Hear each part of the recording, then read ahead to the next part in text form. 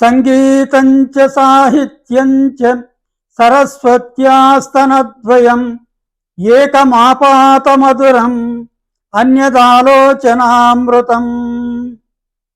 సంగీతము సాహిత్యము ఇవి రెండు సరస్వతీదేవికి స్తనద్వయము లాంటివన్నమాట.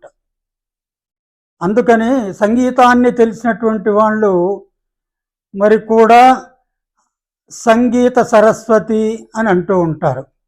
సాహిత్యం తెలిసినటువంటి వాళ్ళు కూడా అతడు సరస్వతీ పుత్రుడని అంటూ ఉంటారన్నమాట.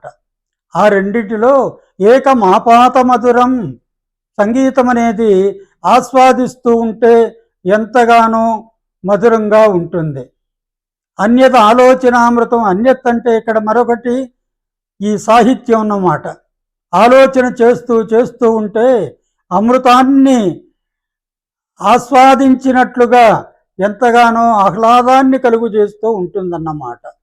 ఈ విధంగా సంగీతము సాహిత్యము సరస్వతీదేవికి మరి రెండు ధారలుగా స్తనధారలుగా ఉన్నాయని భోజరాజు చెబుతాడు.